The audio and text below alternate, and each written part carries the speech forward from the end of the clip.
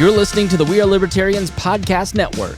Find all of our shows at wearelibertarians.com. Building a portfolio with Fidelity Basket Portfolios is kind of like making a sandwich. It's as simple as picking your stocks and ETFs, sort of like your meats and other topics, and managing it as one big, juicy investment. Now that's pretty good. Learn more at fidelity.com/baskets. Investing involves risk, including risk of loss. Fidelity Brokerage Services, LLC. Member NYSE SIPC. You know what's smart? Enjoying a fresh gourmet meal at home that you didn't have to cook. Meet Factor, your loophole in the laws of mealtime. Chef-crafted meals delivered with a tap, ready in just 2 minutes. You know what's even smarter? Treating yourself without cheating your goals. Factor is dietitian approved, chef prepared, and you plated. Pretty smart, huh? Refresh your routine and eat smart with Factor. Learn more at factormeals.com.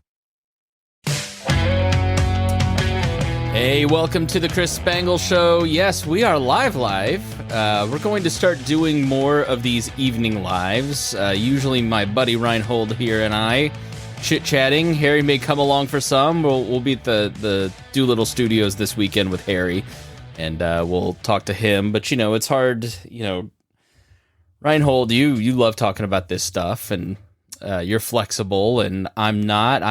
I always ask for flexibility. That's one reason I wanted to stop doing all the lives, because I felt bad going, all right, 45 more minutes, Rhinehold. But you're very patient, and I thank you for it. No problem.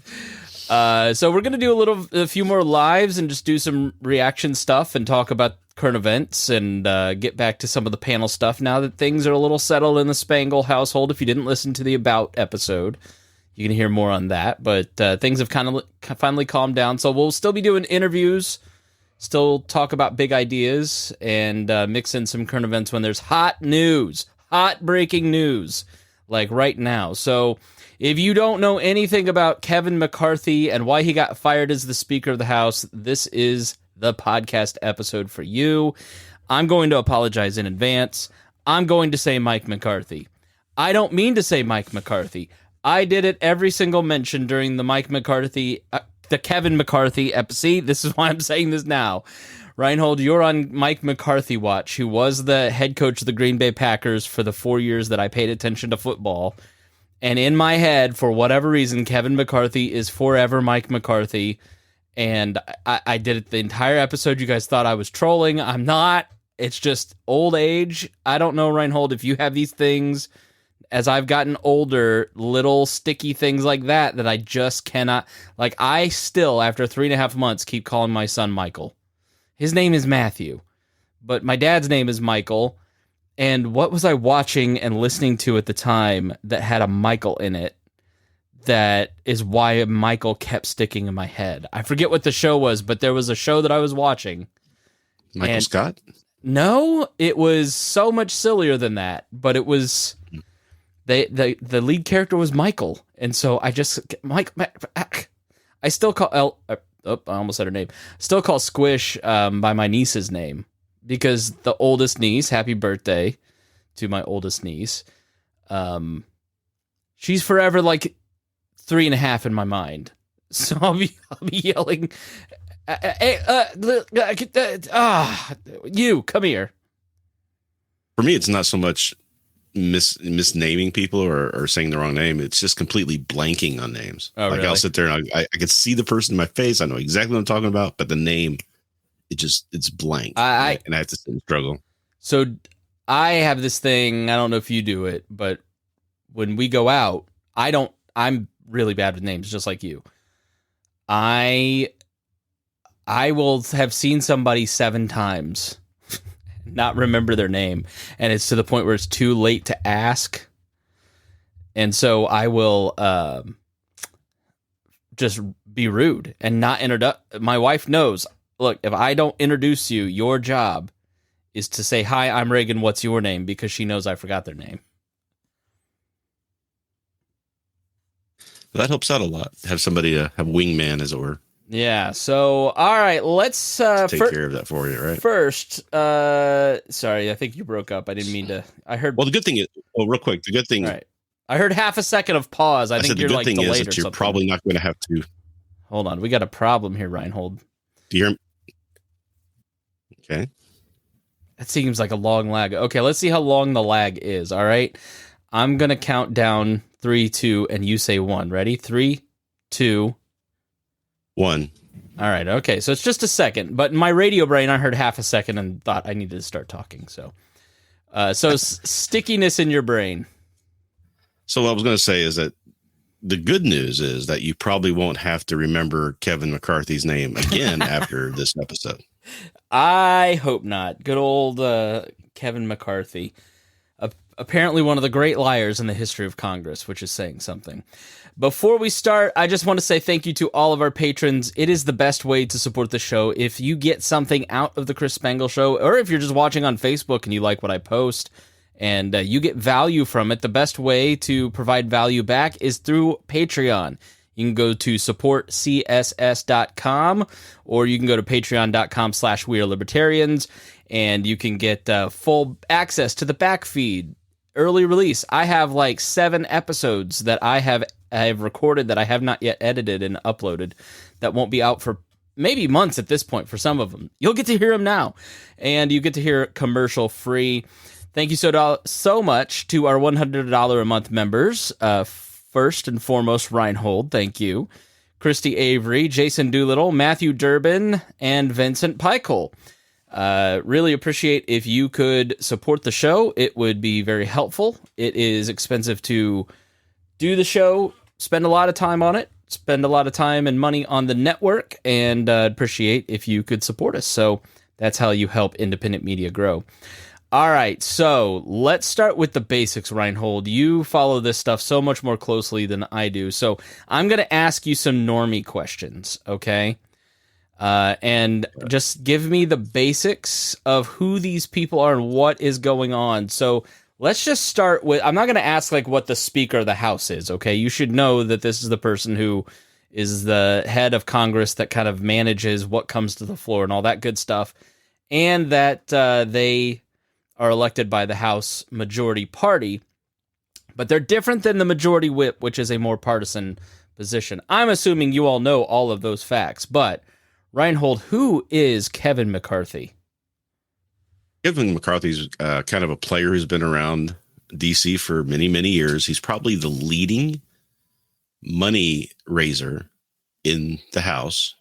So he raises money not just for himself, but for everybody. It's kind of like on the other side, the minority leader over there, McConnell. He has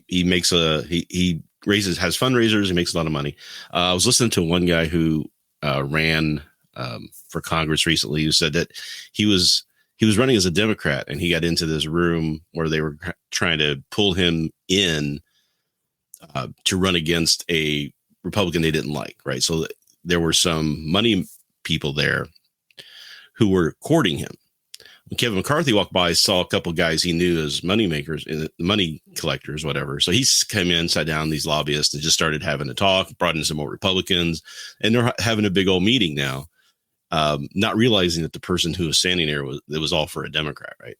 And so they got into a whole big thing about that. It's just that he's that guy who's always worried about getting the next buck, getting the next election, getting the next deal done. In Washington, D.C., and he really, I don't think really cares too much about what his constituency wants. It's what the lobbyists want. He's like the proto of that person. Yeah, he's been in the House for a while. If you go back and listen to our Kevin McCarthy episode, I had to think, I'll put it in the show notes.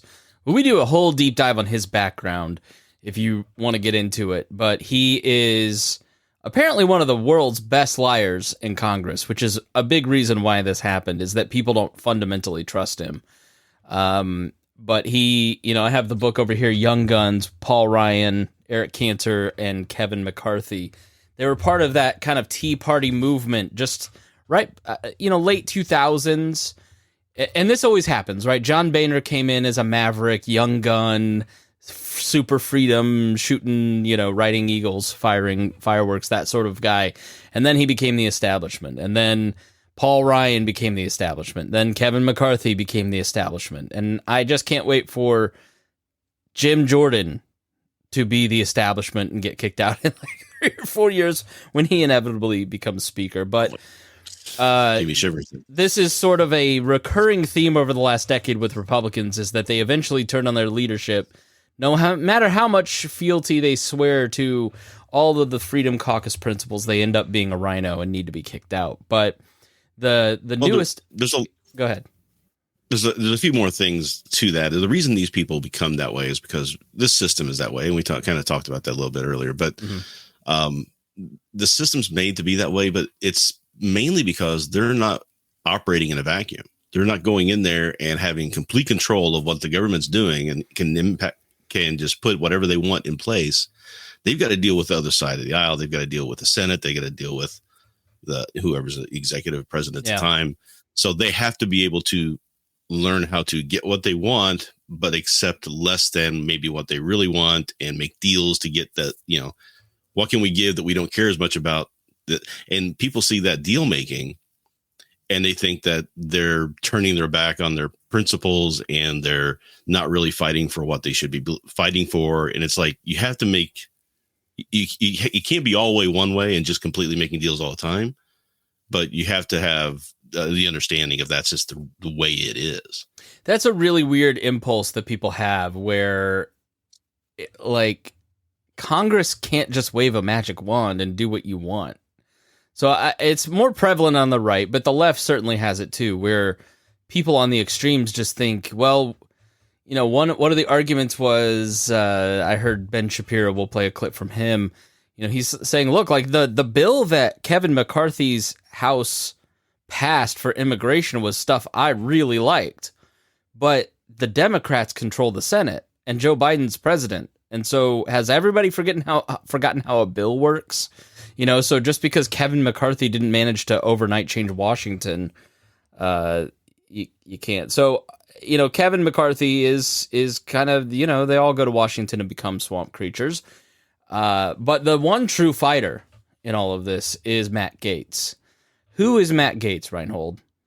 And please try to check your progressive, hippie, liberal, libturd. Just be fair. I'm trying to find a way to put this in a way that we can air. No, but Matt Gaetz is pretty much he's a firebrand. Let's put it that way. He's a firebrand who has ideas of what he wants, and everybody else should go along with him.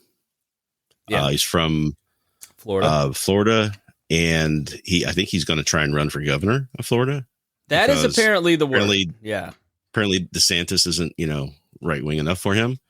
I think he's probably term limited, isn't he?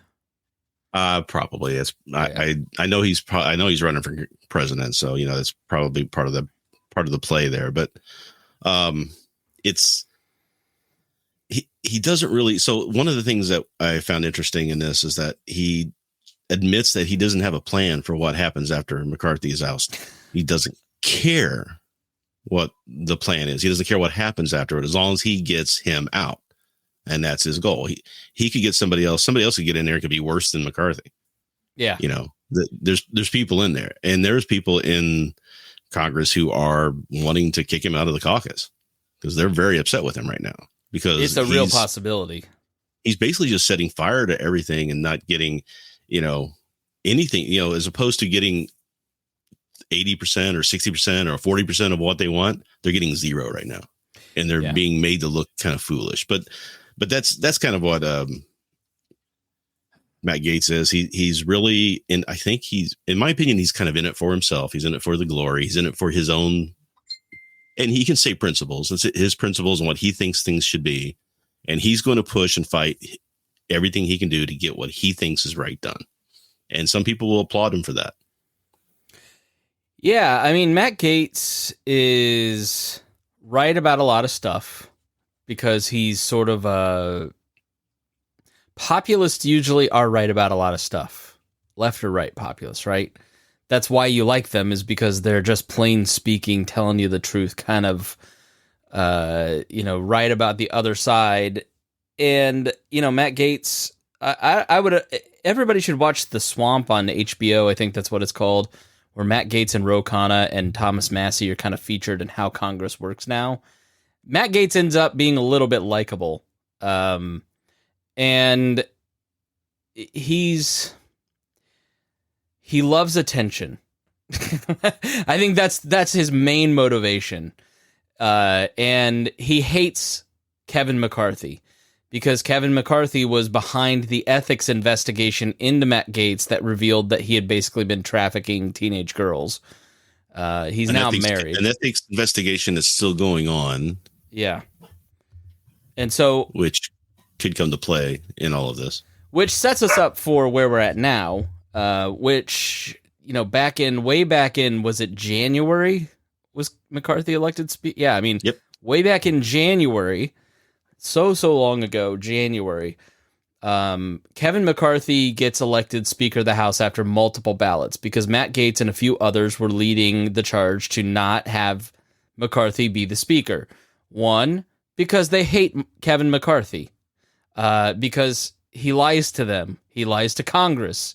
He lies to the White House. He lies to everybody. He's not trusted. He may raise a lot of money, but he's not a trusted figure in even his own caucus. But he was kind of the best choice at that point. Steve Scalise is number 2. He's he was shot on a baseball field by a Democratic nut a few years ago, and now is battling bone cancer.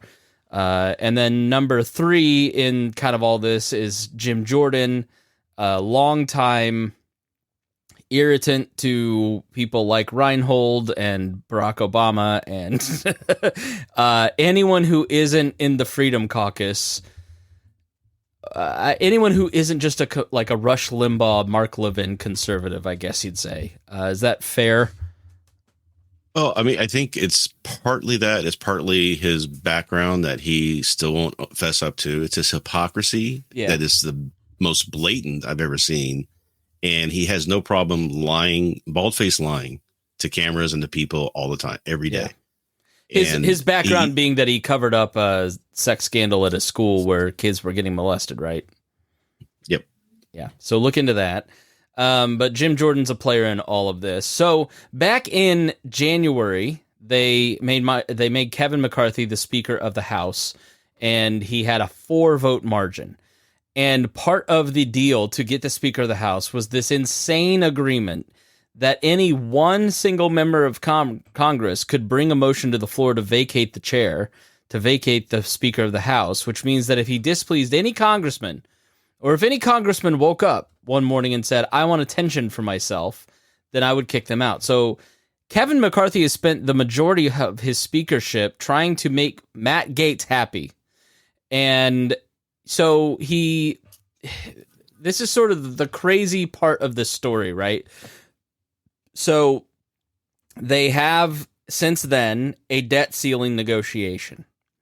They also have a shutdown bill negotiation, right?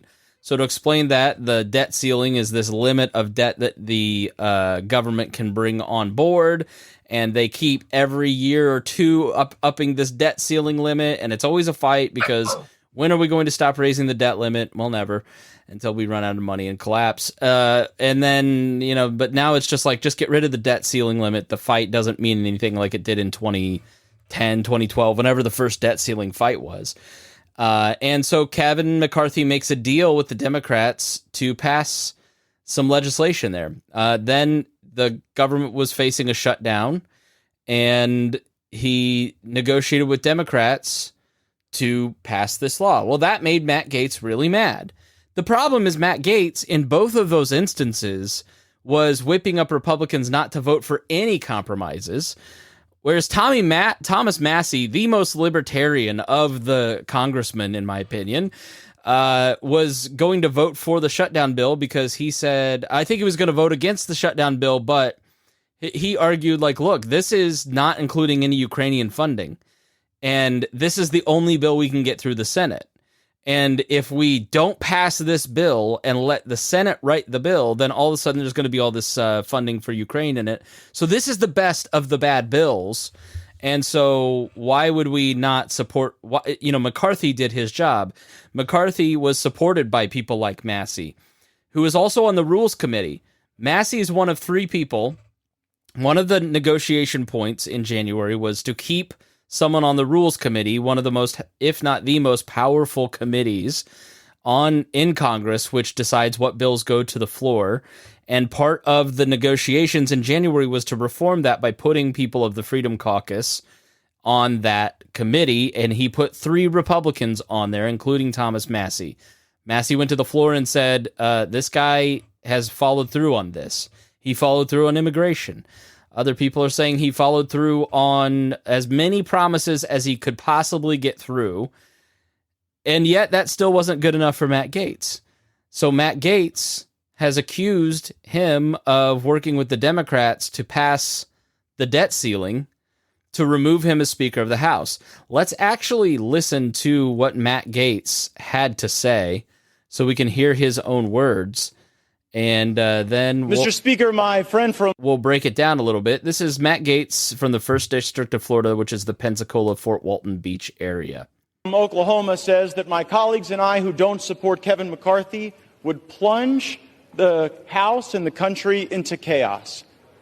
Chaos is Speaker McCarthy.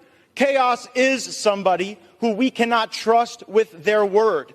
The one thing that the White House, House Democrats, and many of us on the conservative side of the Republican caucus would argue is that the thing we have in common, Kevin McCarthy said something to all of us at one point or another that he didn't really mean and never intended to live up to. I don't think voting against Kevin McCarthy is chaos.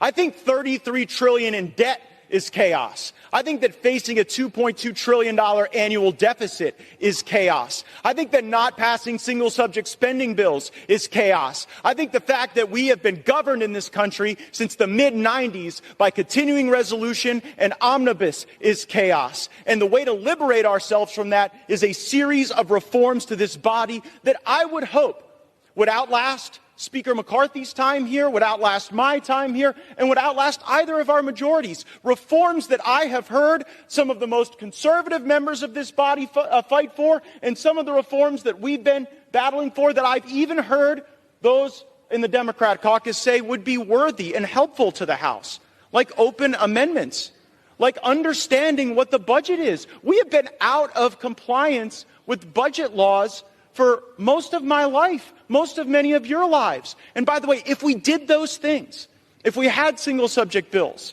if we had an understanding on the top line, if we had open amendments, if we had trust and honesty and understanding, there would be times when my conservative colleagues and I would lose, might be a few times when we'd win. There'd be times that we would form partnerships that might otherwise not be really predictable in the American body politic, but the American people would see us legislating. These last few days, we've suspended the momentum that we had established the week earlier, where we were bringing bills to the floor, voting on them, staying late at night, working hard. That's what the American people expect. It's something Speaker McCarthy hasn't delivered, and that's why I've moved to vacate the chair. I reserve. Okay, Rhinehold, was there anything in there that you disagreed with regarding Beavis Rush Limbaugh there? Sorry, my dogs were having a little bit of a fight outside my door. There's a few things there I do disagree with, but there's some things in there I agreed with too. The idea that we haven't, operated and passed budgets for a long time is true, and it comes from the original Tea Party movement that started that whole process, right? So that's just something that's been kind of the norm now for the past decade and a half, 2 decades, I guess. And that should stop. There's a lot of things that should stop. We should be bringing bills to the floor and letting people debate on them instead of trying to get them all worked in the background and come up to the front with a 700-page bill and say, okay, we got to pass it in 5 minutes. You'll find out what's in it. So when you pass it, that sort of thing that Pelosi did with the Obamacare. So that sort of thing should stop. And I think everybody kind of agrees that it should stop, but you have to do it in the right way. You can't just expect the whole thing to change when you still have to make deals. You still have to kind of work things out. And I think there's not enough trust to negotiate out of that. Right. And I thought it was funny that he said that he couldn't trust Kevin McCarthy, but he wants to put Donald Trump in as speaker. Like, we'll get to that. Don't let me forget that part. But yeah, I mean, he was called an agent of chaos, which is just totally true. He is the agent of chaos. Right. Well, see, the thing is too, is that, okay, he's trying to say that McCarthy is more chaos than shutting down the government, which is just wrong. I mean, the whole idea of going through the process of shutting the government down sounds like a great idea to a lot of populists, to a lot of libertarians.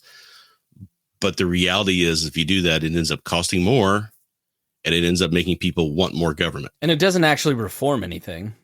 Yeah, then you get 45 days now, or you have to make a deal, and you end up having no leverage at that point to get anything done. And he's talking about how we were spent last week putting all these bills out. Yeah, you had 7 months to get those bills out, that they were due. The budget that they were supposed to put out there was due back in, I think, March or April or something like that, right? Yeah. They were complaining that Biden's budget was late, and Biden's like, you don't even have one yet, and you're supposed to have one before I do. Yeah, a big piece of this that we should tell people, because a big point of contention for a lot of Republicans is the way that the government is funded. They want to return rightly to something that is called regular order. So the 12 committees meet, they put together their budgets. They have an amendment process in the committees for putting things in. They then vote on their bill and then bring that bill to Congress that is then amended and then voted on and then sent to the Senate and then sent to the White House for signing. That's how it is supposed to work. The way that it has worked since 1996 is these large omnibus bills, where it is a one single spending bill, not written. Maybe it's written in a committee, but it's really written last minute, passed haphazardly. Nobody knows what's in it. Congressmen shove all kinds of wasteful spending in it. We got rid of earmarks, which would have been a great check and balance on the power of one nutty congressman. I'm for bringing earmarks back. Long live Ron Paul. He was right. But earmarks used to give some leverage to the majority leaders, because if you wanted that spending thing, then, hey, you need to vote this way or don't do that, or you'll never get spending projects in your area. Well, once we got rid of earmarks and that control, now it just slipped into even worse omnibus spending, which makes no sense, right? Like, at least there was the check and balance of the speaker allowing what came to the floor or not. So they're all trying to get back to regular order rightly. And that's what Matt Gaetz is talking about in terms of the budgets, since he was a kid, not working right. All that stuff is totally dead on. And there's so much in Matt Gaetz' speech that I mean, there's not much I disagree with in what he said. Kevin McCarthy is part of the problem. The way that we fund the government is part of the problem. Working with the Democrats, that's not part of the problem, which is a big part of why Matt Gaetz says he's doing this. It's the duopoly, just negotiating without us, blah, blah, blah. Meanwhile, the dude just had to have the help of the Democrats to toss this guy out. So his logic doesn't make a lot of sense, which we'll let... Yeah, go ahead. Oh, that was the one thing he was saying, that if McCarthy makes a deal with the Democrats to keep him in power, then that's going to tell you everything you need to know about McCarthy. He'll work with the Democrats. I'm like, you needed every Democrat to vote for your ouster of him in order to make this work. You and, was it 8 people? Yeah, 8 Republicans. 8 Republicans. Because they relied upon the full Democrat House. And the reason that the Democrats didn't save McCarthy is mainly because McCarthy put his foot in his mouth. And after they saved the government from shutting down by voting on that continuing resolution, McCarthy the next day goes on talk shows and say it was all the Democrats' fault. Yeah, so let me kind of walk through this timeline, because you raise a really good point, because McCarthy isn't innocent in his own firing. He's an idiot too. So you may have seen that, I saw DC Drano over on Instagram, the big thinker that he is, complaining about, why was Nancy Pelosi allowed to have an office in the speaker's office, which is not the case. So it was widely reported that Nancy Pelosi got kicked out of her hideaway office. Steny Hoyer, too. Steny Hoyer and Nancy Pelosi were the leadership team. Normally, when a Speaker of the House is retiring or kicked out, they retire from Congress completely. So Nancy Pelosi and Steny Hoyer keep running. They've kind of broken that tradition. And so they were granted hideaway offices, which is given to high-level, long-serving reps and senators. They're like these little cute offices. Let me show you a studio. It's not their official office, but it's a place where they can kind of go and they can just get away from their staffs and meet people privately and just kind of think. So this was Robert Byrd's hideaway office. They're usually very pretty. So, everybody's just outraged that Nancy Pelosi lost this. But, so there's a reason, right? So the tit for tat of this is that Kevin McCarthy needs to fund the government. Because it is fundamentally bad for there to be a shutdown. Because who gets blamed in the press? It's always the Republicans. And the Democrats know this. So this was a rare case where the Democrats actually worked with a Republican to avert a shutdown, because normally what they do is they let the shutdown happen and then let the Republicans take all the bad press. So the Democrats played ball and voted unanimously for the continuing resolution. And then there were enough Republicans to get it passed, which got sent on. Go ahead. Did I get something wrong? There was one Democrat that voted against it. Okay. All right. And so they played ball with him. And then he goes on Meet the Press this past weekend and says, that the Democrats are just against good governance and it was the Republicans that got this passed. And he threw them under the bus. And Ilhan Omar was like, screw that guy. Like Eric Swalwell said, who does this guy think he is? So Matt Gaetz put his finger in the wind and said, maybe the Democrats are all mad enough that they might not vote for him. But Kevin McCarthy never thought that would be the case. Why? Because he had a conversation with Nancy Pelosi, and he outlined that. So let me play that for you now. This is former Speaker Kevin McCarthy right after he got kicked out of office. Interesting. It was in this room after we had won the majority. I had become Speaker last, and Nancy Pelosi came to me. She was Speaker at the time on the way out. And I told her I was having issues with getting enough votes. And she said, what's the problem? I said, they want this one person can rule you out. She was the only Speaker to have changed that rule. I had the power to call the vote on her, but I never would. I lost some votes because of it. And she said, just give it to him. I'll always back you up. I made the same offer to Boehner and same thing to Paul, because I believe in the institution. I think today was a political decision by the Democrats. And I think the things they have done in the past hurt the institution. When they just started removing people from committee. They just started doing the other things. And my fear is the institution fell today. Because you can't do the job if 8 people, you have 94% or 96% of your entire conference, but 8 people can partner with the whole other side. How do you govern? And for them to make a motion on me because I made a decision for the country that they agreed with, but they choose to do the other, that becomes a problem.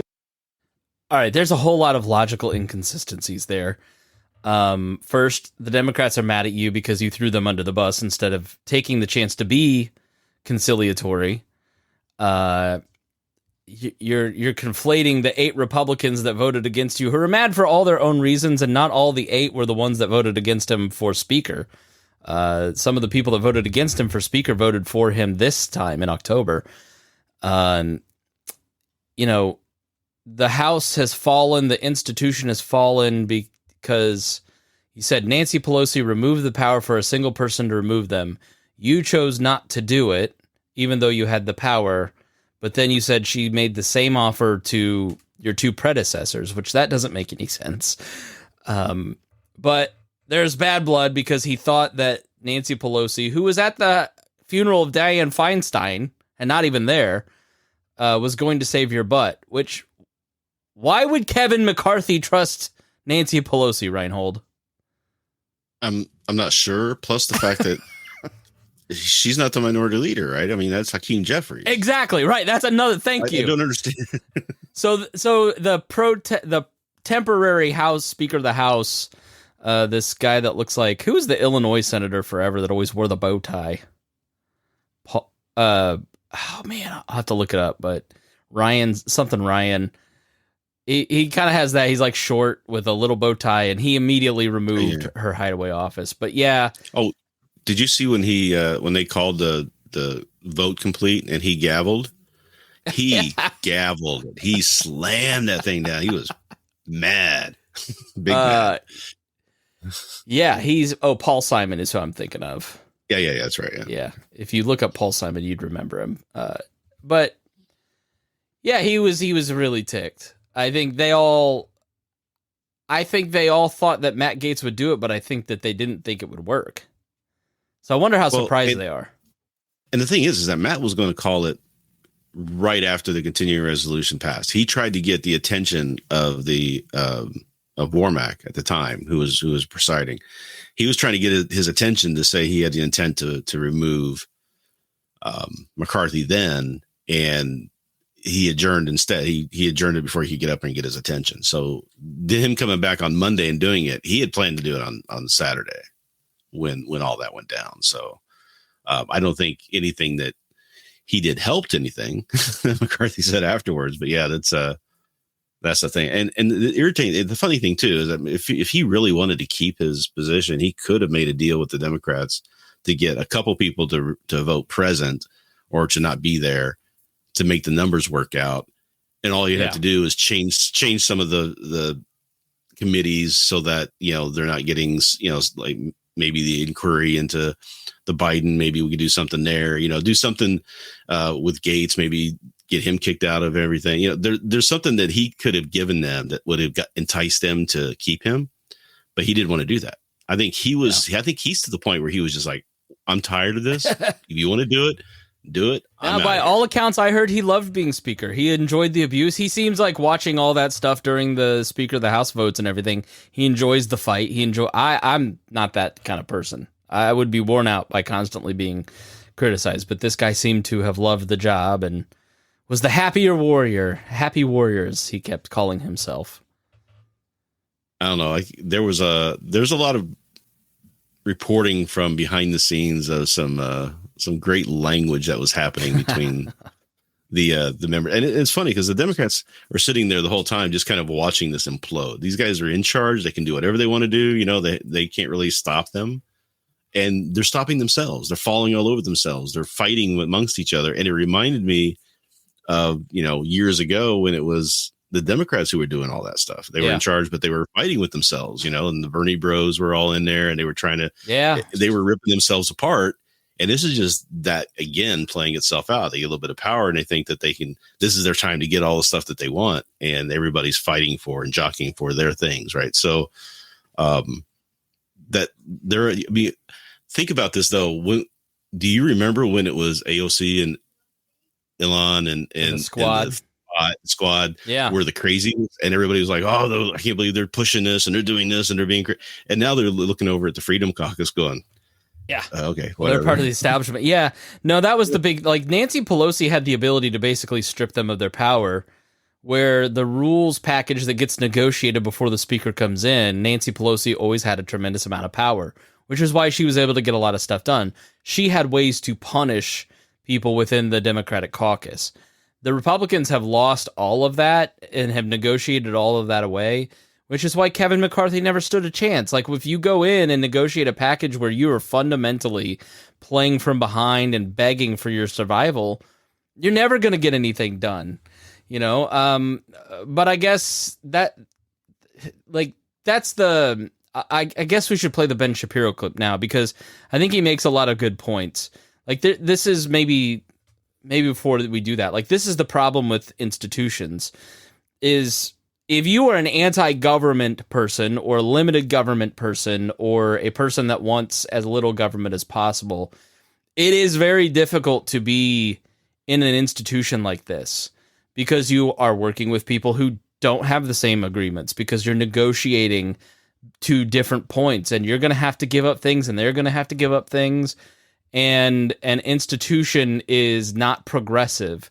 A populist is almost always progressive, either to the right or to the left, but they want things to change, and an institution fundamentally does not want to change. So, I think that's why you're going to always see chaos on the right side of the aisle and the left side of the aisle, because there's always going to be a group of people who want to push things. But the job of an institution, and the way that this entire body was designed in the founding, was the House was supposed to be chaotic. The whole House was supposed to be like this. And the Senate was supposed to be a blocker. It was supposed to be the cooler. It was supposed to slow things down, because the Senate has a lot more power in approving things than the House does. The House generates a lot more ideas because it was supposed to reflect the passions of the people and the swings of their moods. And the Senate, which was appointed by state general assemblies, the senators were picked by the parties, essentially, was landed gentry. It was supposed to be, we're going to conserve the natural order and make sure that things don't get too progressive, one way or the other, too authoritarian, too socialistic. Obviously, a lot of that changed when we started directly electing senators, and now the public has control of both houses, and for good or bad. I think bad. I think there should be more checks and balances. I'm guessing, Rhinehold, you disagree, but there's always, this is the nature of the body. Matt Gaetz is just part of the system. He is a problem for them, but he is part of the system and how it was designed. No, I agree completely. There should be more checks and balances. That's why that Project 2025 thing just scares the bejesus out of me that it might actually happen. So, and the thing about the Senate too is that the way the Senate rules are written, each individual senator has a ton of power. It's not like the House where you have to kind of group with a bunch of people in order to get anything done and push. Each individual senator is really very strong in the Senate. So the whole dynamic of it is completely different the way it's run, right? And the filibuster and everything else that kind of helps kind of keep things calm, so that the crazy swings of the crazy people on the left, the crazy people on the right who try to get there and try to either push society forward too far, or they're trying to push it back too far, or they're trying to make too many changes. Somebody's there to say, look, we don't want this, right? Let's take it easy. Let's try a little bit out. Let's see how this goes. And puts things in a way, because really at the end of the day, people don't want chaos. People don't want to have to worry about getting up the next day and going to work and having a job, or being able to buy food, or doing all the things that they need to do. People wanted to fund the police until we defund the police, and then they go, "Where's the police?" Right, until they need the police, right? Yeah. Until, so it's just the nature of it, right? And I think there are changes that need to be made in the House, definitely, but there are things that we have to understand, that just because you change the House doesn't mean you're going to get all these things that you want. And I can get into a whole conversation later about populism, but that's kind of what the House is, the Senate's there for, right? Well, I think populism is basically just pure democracy, right? We talk about how we don't like pure democracy. It's basically what it is the exact opposite of libertarianism, in my opinion, because it doesn't respect the individual rights. It's whatever the largest group of people want. It's might makes right, So it always kind of, there was a great, I know there's a Men in Black movie, right? And he mentions in there that people are smart, or a person is smart. People are dumb, scared, panicky people. Yeah. And that's what you get with populism. You get the group mentality, the scared, panicky people who just push and go without thinking about, the rationality of what they're saying or doing. And that's where you get into a lot of problems, because there are people with charismatic people who can take that energy and focus it into a very bad place. Speaking of charismatic people, Ben Shapiro pushing things to a bad place. Oh no! I thought you were going to the orange. No. Well, yeah, he's a whole different subject. No, Ben Shapiro's.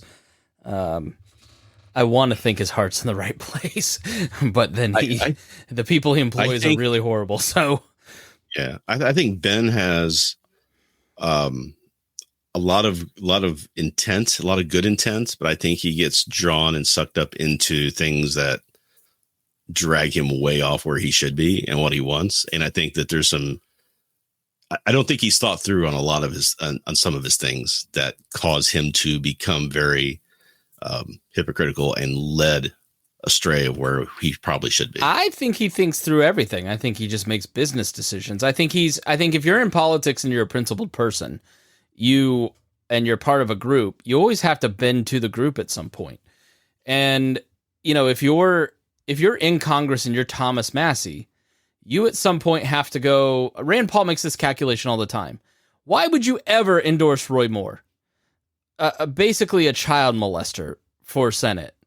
But he makes the calculation that, look, I may not like Roy Moore or Donald Trump or their policies, but I've got to go along to get along. And if I'm going to be a little bit extra on some of these issues like national security, compared to where the caucus is at. Now, fortunately for Rand Paul, a lot of Republicans have moved towards him on things like vaccines, or I wouldn't say vaccines, Fauci. It's probably more fair way to put it.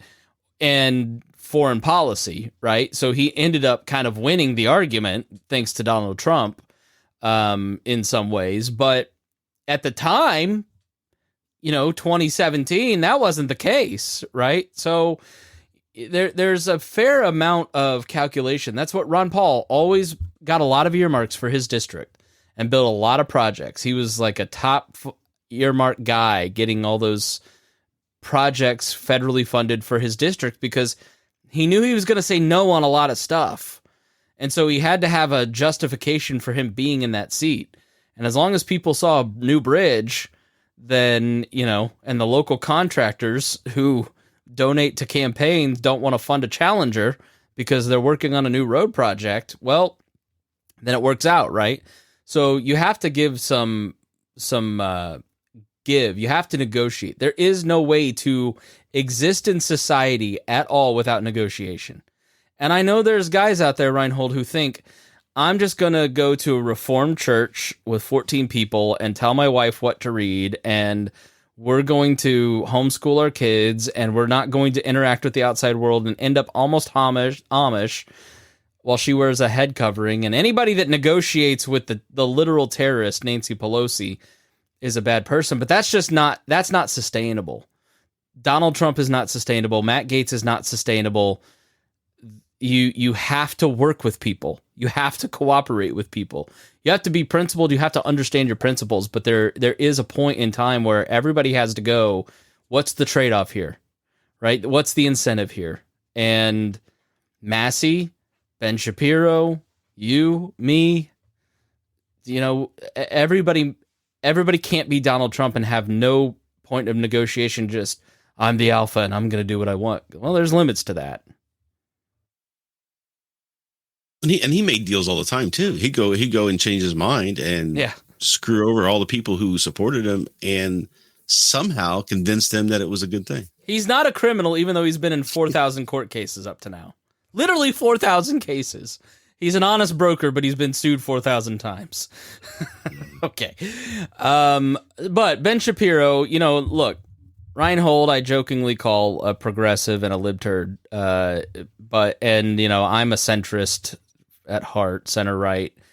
And so you're not going to trust us if you're this far into the episode and you're a rock rib conservative, but maybe you'll trust Ben Shapiro, who on matters of criticizing his party has always been very consistent. So whenever this happens, I like to tune in to hear Ben Shapiro because I think he's very fair and I think he's very honest when it comes to criticizing his own side. He's very critical of Donald Trump. The Daily Wire is largely anti-Trump at this point, which will completely change when he gets elected again. And yes, I said when. But I think Ben Shapiro is straightforward.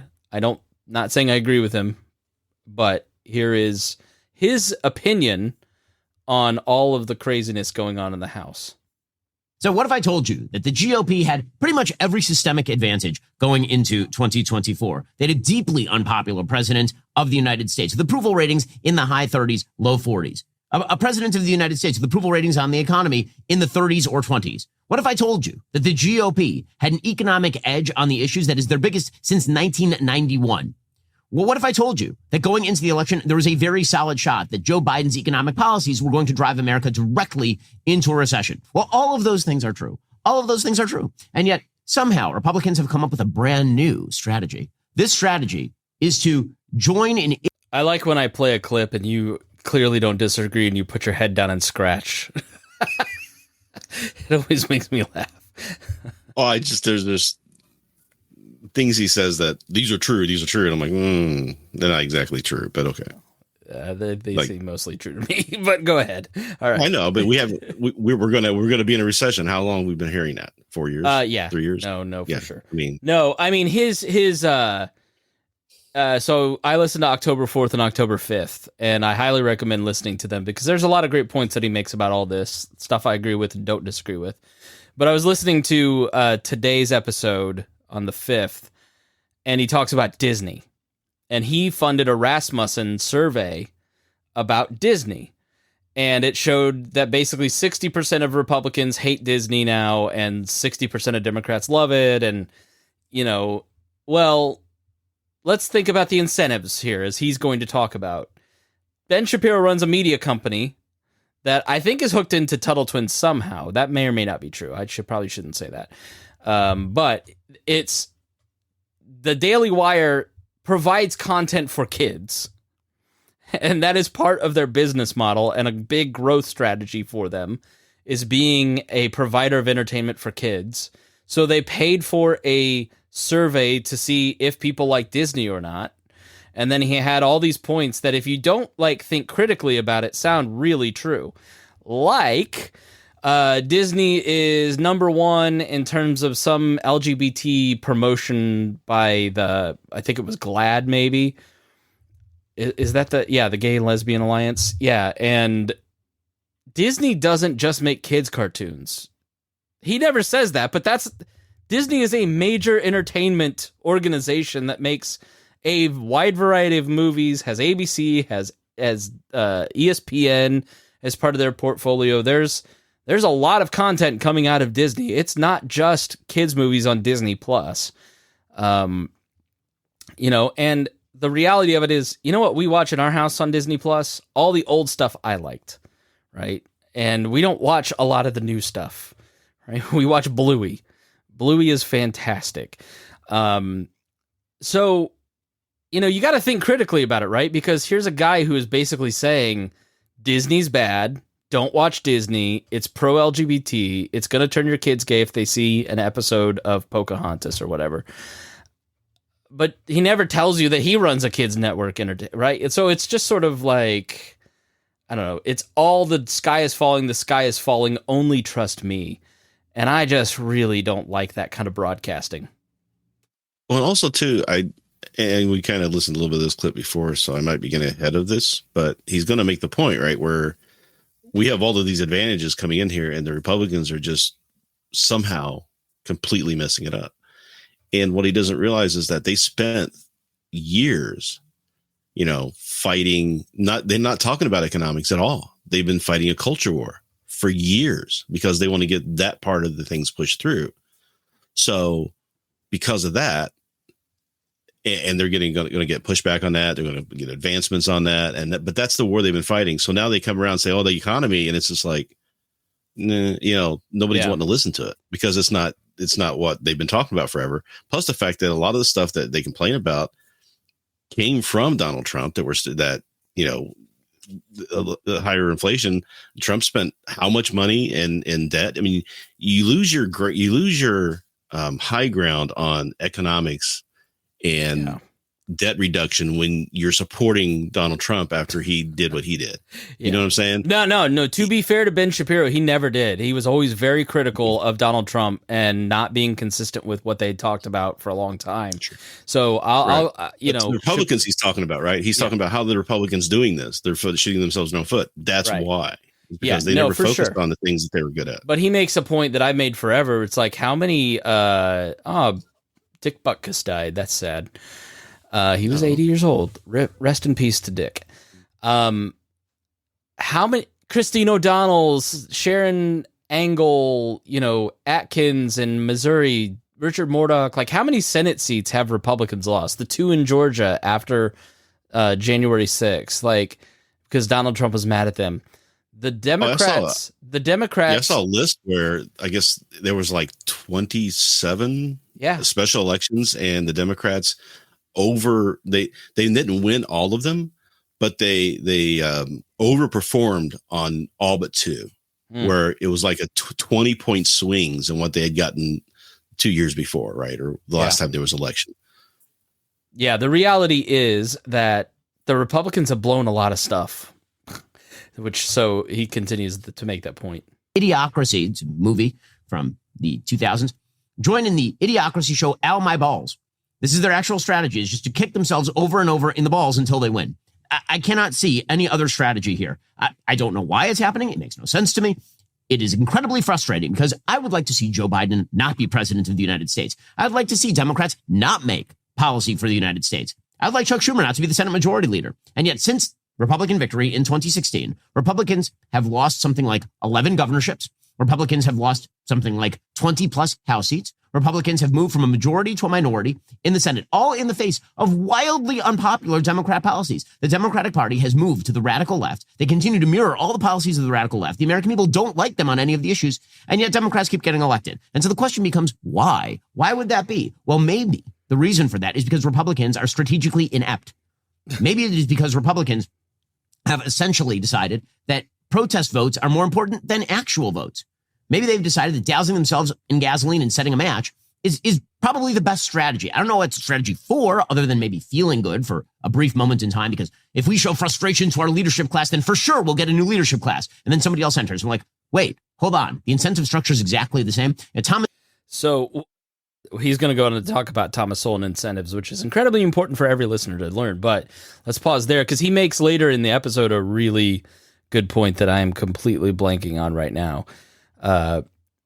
But yeah, maybe I should just I've completely forgotten the point, Rhinehold.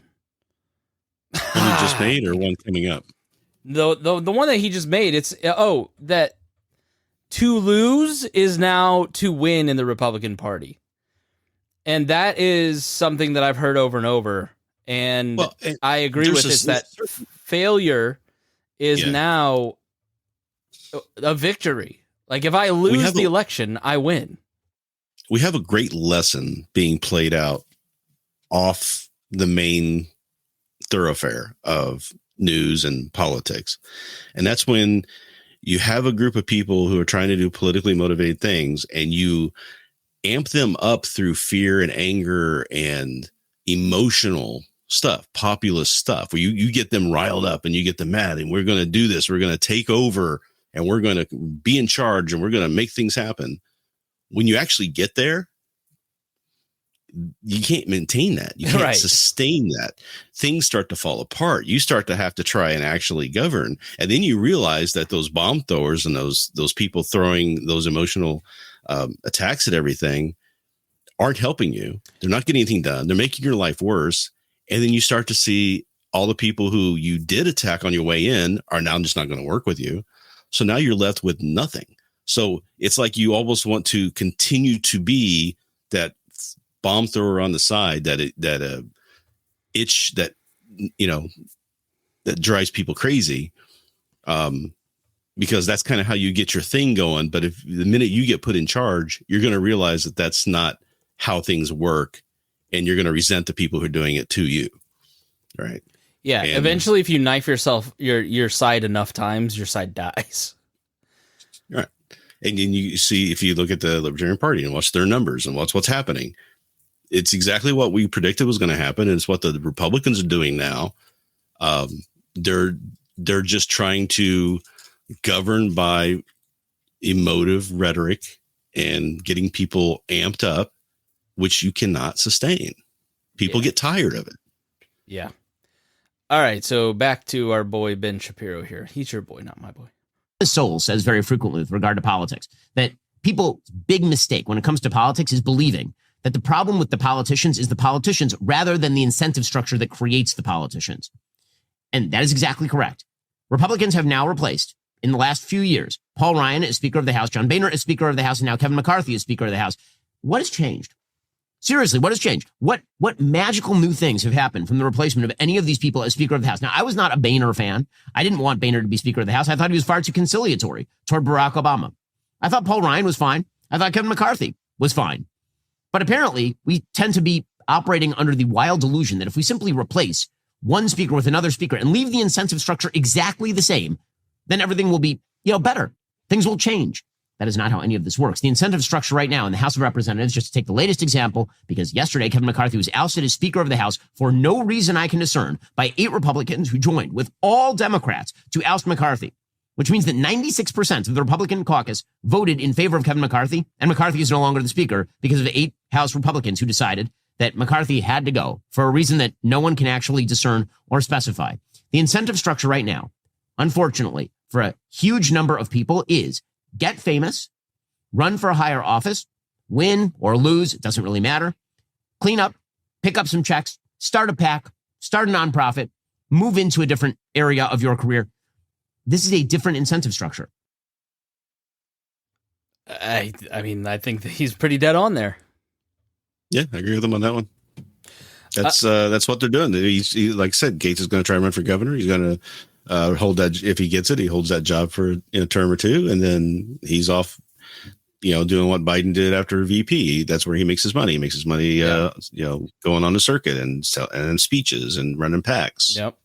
By taking checks from the Chinese, that sort of thing. You got to think about this guy. So Matt Wayne Mueller, or I forget what this guy's name is. His last name is Mueller. He is the senator from Oklahoma. I did not know he existed until this, but Raju Manu on CNN went up to him and said, what do you think about Matt Gaetz? And this went fairly viral. And this guy doubled down afterward. He was on, I think, Fox News or somewhere and said, yeah, I don't take any of it back. It was all true. And they're like, well, it's a news, we haven't verified. He goes, I said it. It's true. It's a pretty good clip that I didn't pull. But yeah, look up Mueller if you want to learn a little bit more about him. But, he's the leading voice in let's kick this guy out. You got to think about this guy. This is a guy that the media didn't give a time of day to after he was accused of sleeping with an underage girl.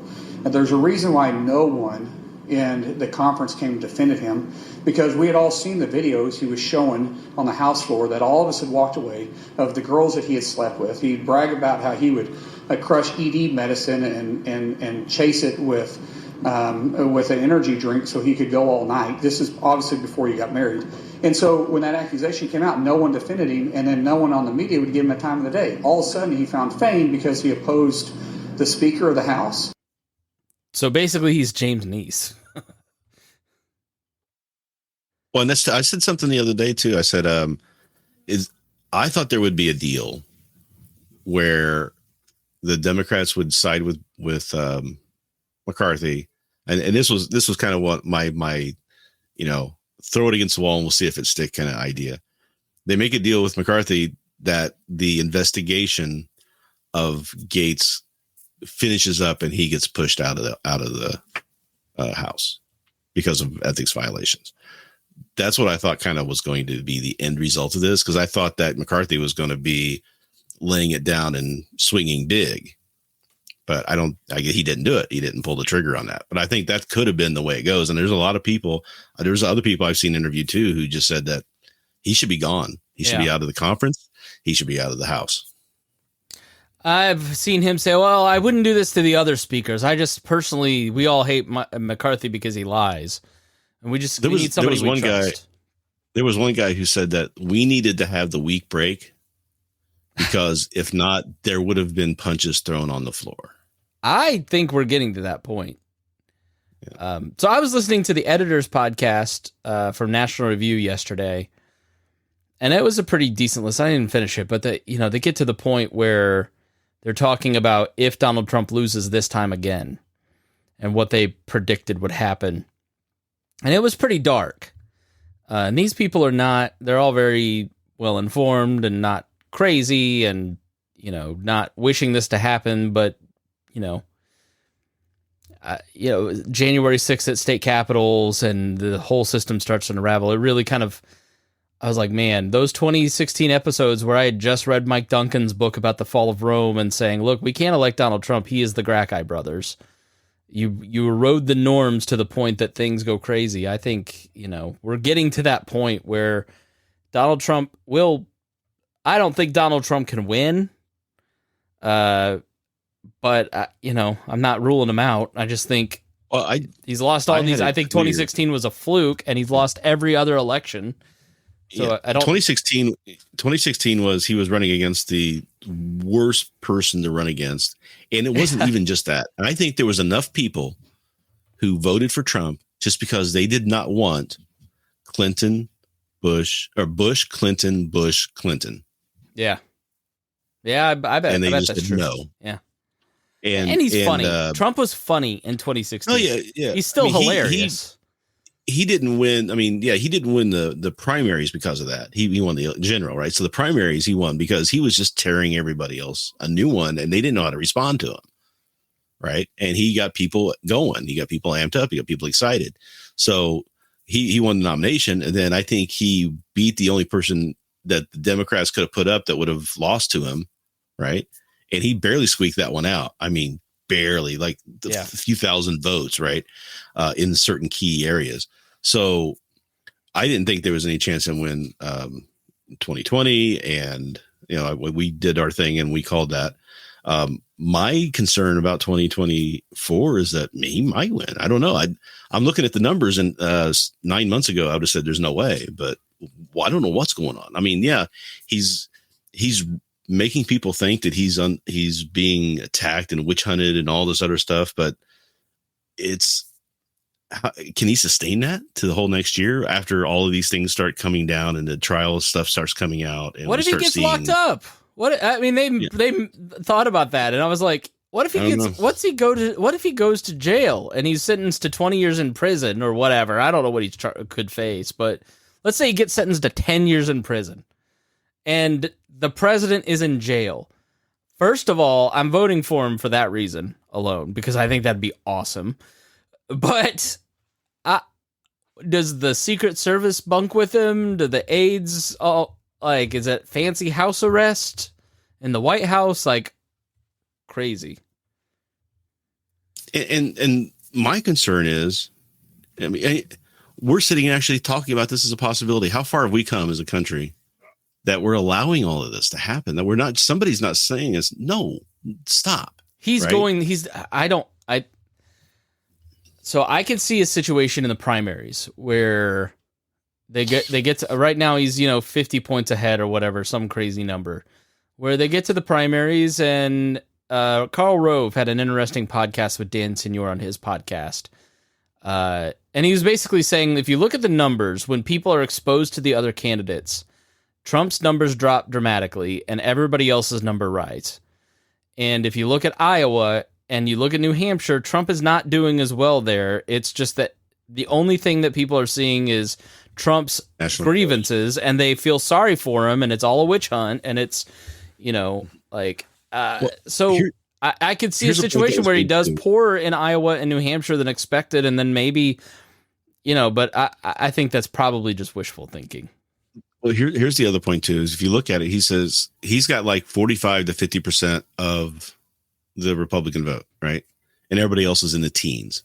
Well, what happens if there's just one other person and not 12 other people running against him? And that vote isn't split. All those people saying, I'm not voting for Trump, I'm voting for anybody else. Now that number starts to rise. That if that's one person, he could get to 20, 30%. He starts closing that number in. And then he does what you do. He goes into the Iowa, he goes into New Hampshire, and it's not as good. His numbers drop a little. That could flip. Yeah. This isn't a lock for him to win that Republican primary, no matter how much it looks like he is.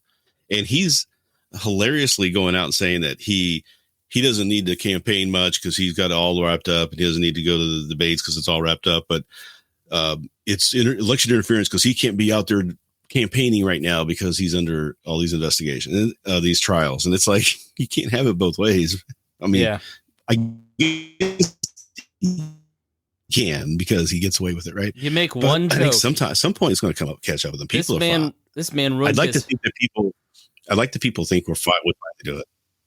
This man ruined his whole life over one joke by Barack Obama. Which joke was that one? He was making jokes at the gridiron dinner. It pissed Trump off, so he ran for office. Oh, yeah. Okay. Now his life is over. Okay, so who's the next Speaker of the House? Last question. I think that the logical person would be Scalise, but I don't know if that happens. He's apparently not. I mean, he's known this is coming. So Scalise the entire year has basically been going around and lining up support, undermining McCarthy. But Well, I remember when McCarthy had that first the election, they were asking Scalise if he was going to jump in. He said, "No, I'm not doing it. I'm second. This is this is the deal." So once he's gone, then I think he's able to step right in and take it. But I mean, I don't think there's any way Jim Jordan gets. McCarthy's making phone calls for him. I don't see Jim Jordan getting anything. Just because too many of the centrist right people hate him. Well, yeah, he's too much. He's not a likable person. I mean, and that's kind of part of the deal, right? I mean, you can't be that much of a just like Comer. I mean, I watched the committee hearings with Comer, and the guy is just unlikable. He's a dirtbag. He comes across as a I got you now. I'm telling the teacher type of guy. But Jim Jordan, but he'll say something and somebody will say, "No, you're wrong. And here are all the facts." And he'll go, "Shut up and go away." And he'll just ignore it and pretend like it didn't happen. And it's like, you can't run a committees like that. You can't, I mean, you can be a firebrand on the side and throw lobs or bombs, but when you're running the committee, you can't be like that. And Comer and Jordan both do that stuff to where the committee is useless at this point. You cannot have a deliberative process in those committees with them in charge of it. Make the whole house useless? Yeah. I'm in. Yeah, that would make the whole house. I'm in. You convinced me. I'm pro Jordan now.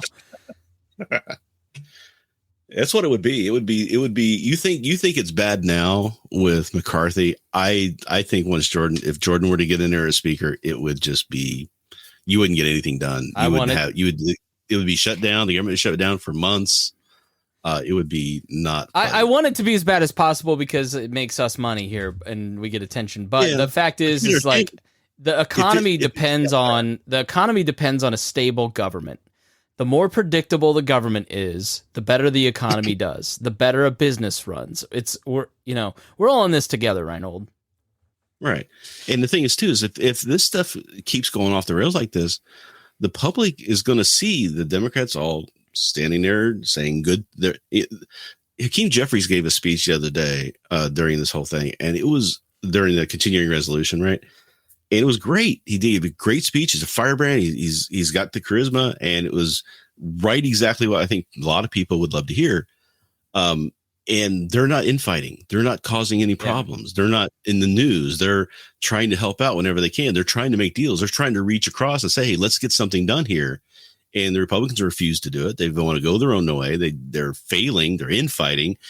If they get the government shut down, the people are seeing that. And how can you say we want these guys to run the executive branch when they can't even run the House? Yeah. No. All right. I don't know who's going to win. I don't know at all. But thanks for joining me, Rhinehold. Oh, we forgot to talk about something. What? Trump as speaker. I don't think it's possible, right? It'd be awesome. I think there's a people out there who say that you don't have to be a member of the House to be the Speaker of the House. I don't know if that's ever really been tested or proven, or it's probably not really something that could happen. There's probably some reason why it wouldn't work, but there are people trying to put that name out there, and I just think that's.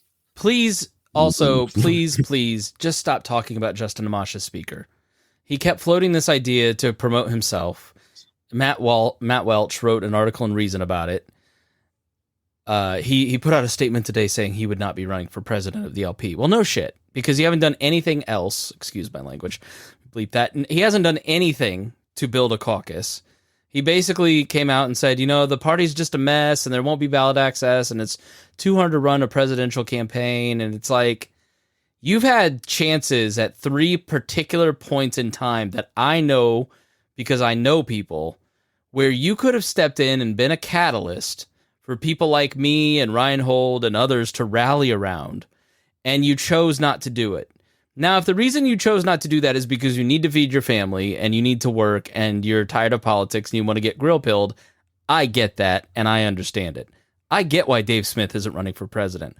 Why would anybody want to run for president as the Libertarian Party nominee and make their life miserable, ruin their marriage, get fired from their job?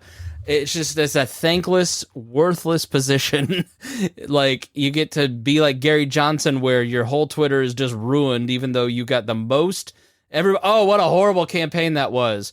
We only got ballot access for 8 more states than normal because we raised more money and got more votes than any campaign ever. Oh, what a terrible campaign. Let us show you how it's done. And meanwhile, you'll be on ballots in like 40 states because you're all ridiculous.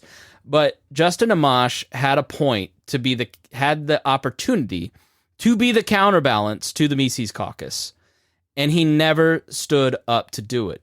On this particular program, I had very high-placed, good friends of his that reached out to him and said, "This guy's not crazy. His audience is your coalition. You should come on the show." And he said, in the Twitter DMs, he said, "Yeah, absolutely, I'll come on." Ghosted me, never replied to the email. But he'll go on Michael Malice, and he'll be friends with Dave Smith, and he'll suck up to all the people who he perceives as popular. I'm not bitter. It's not bitter grapes. I'm disappointed because there's nobody in politics that I agree with more than Justin Amash. There's nobody that I think has more potential than Justin Amash. And it is deeply disappointing to see him not want to build a campaign, not want to build an organization, not want to build the party. Like, going and speaking at conventions is not the same thing as actually building a delegates list and building organizations and county parties. And if you want to run for president as the Libertarian Party person, you have to do that. You can't just show up once that's all built and go, "Well, now I'm here to be the hero. Thanks for doing all the hard work. I'm going to take all the credit," which is exactly how that tweet today was translating to everybody, Justin. If you look at my criticism of you on my Twitter, it is all prags. It's not Mises people.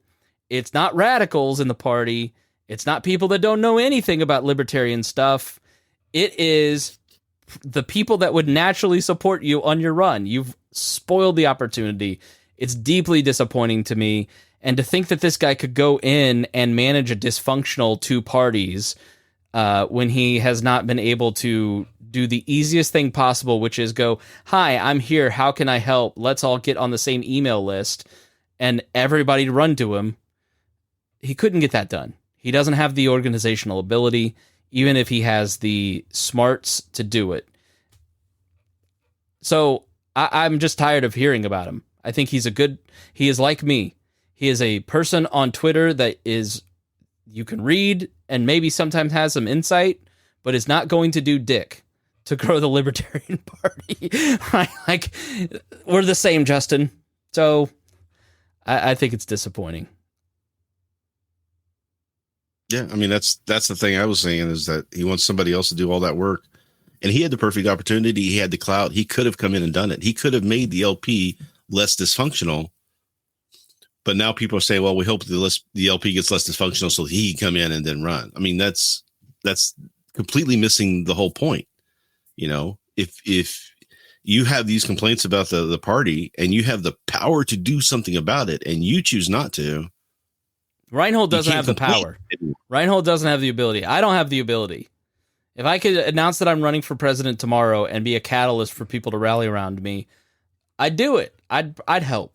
But I don't have that ability. I've been trying 2017 to stave all of this, what's going on right now. I predicted it all. I tried to stave it all off. I tried to get people's awareness raised. I tried to fight it.